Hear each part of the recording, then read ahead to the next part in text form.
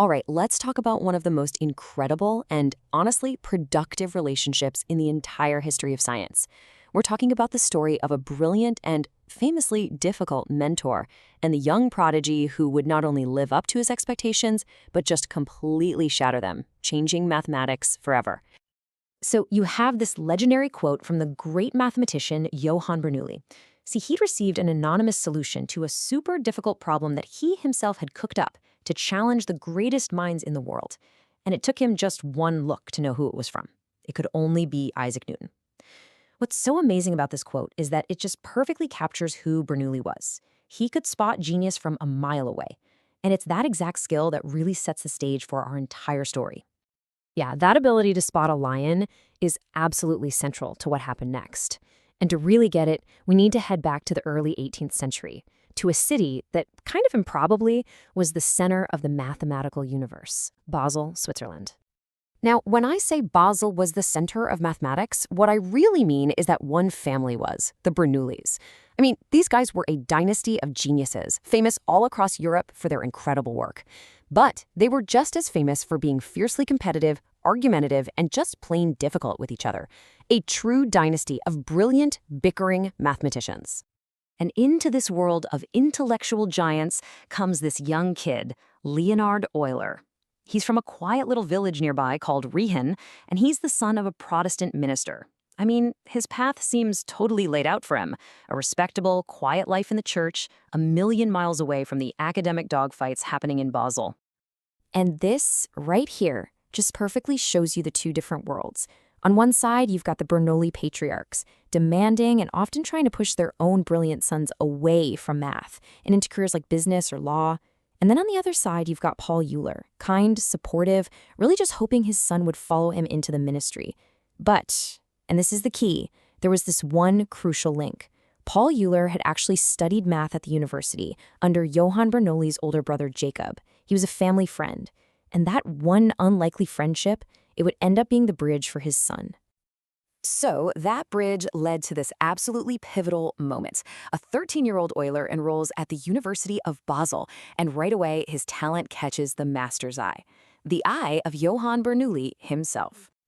Okay, so Bernoulli was way too busy for normal private tutoring. So he came up with this unique and frankly incredibly effective method just for Euler. He told the boy, look, go study the most advanced math textbooks you can find, all on your own, all week. Prepare any questions you get stuck on, and then come to my house on Saturday afternoons. And during those sessions, they'd work through the problems together. This method, it forced Euler to become this powerful, self-sufficient learner. It didn't take long for Bernoulli to realize that Euler wasn't just a good student. He was a once-in-a-generation talent. So when the time came for Euler to focus on his theology studies, Bernoulli did something pretty extraordinary.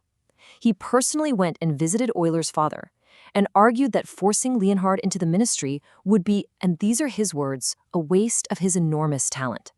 He actually convinced Paul Euler that his son's true calling, his destiny, was mathematics. So, with his mentor's full-throated blessing and his active support, the prodigy was ready to take flight. Leonhard Euler's entire world was about to change, completely. I mean, can you even imagine that shift from the quiet provincial life of a village pastor that had been planned for him to a position at one of the most ambitious and well-funded new scientific institutions in the world, the St. Petersburg Academy of Sciences in Russia? And this wasn't just a stroke of luck. No way.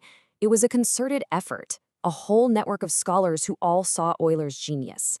His mentor, Johann, he got the ball rolling. Johann's own sons, Daniel and Nicholas, who were already in St. Petersburg, they advocated for him. Their friends and colleagues, guys like Jakob Hermann and Christian Goldbach, they all worked together to get a spot for the young prodigy from Basel. Now, as Euler's career just exploded, their relationship changed. It went from master and student to this lifelong bond of deep mutual respect, which for the famously combative Johann Bernoulli was almost unheard of. And this is where you see this wild contrast in Bernoulli's character. He was so proud of Euler, he championed him, celebrated his successes. But with his own son, Daniel, who was a mathematical genius in his own right, he was competitive, jealous, and just famously dismissive. He once belittled a brilliant discovery by Daniel, saying, "Bah, you'll never achieve anything important." This contrast just shows you how truly special and unique his bond with Euler really was. And if you need one story, just one, to show the depth of his admiration, this is it. For decades, the greatest mathematicians, including Johann and his brother Jakob, had tried and failed to solve this famous thing called the Basel problem. When a young Euler finally cracked it, Johann's reaction wasn't jealousy. It was just pure, unadulterated awe. He reportedly cried out, "If only my brother were alive," to witness this incredible achievement. He saw Euler as the fulfillment of the entire mathematical legacy that he and his brother had built. So, in the end, their bond was so much more than just a mentorship. It was this perfect synergy. Jakob Bernoulli had the eye to spot the lion, the wisdom to guide him, and the network to launch him into the world. And Leonhard Euler, he had the raw talent and the dedication to take that opportunity and build a legacy that made his mentor prouder than any of his own achievements ever could. It really makes you wonder, doesn't it? Their story is just this powerful reminder that talent, even the most earth-shattering kind of talent, often needs a guiding hand. Not just to train it, but sometimes just to see it in the first place and to set it on its true path.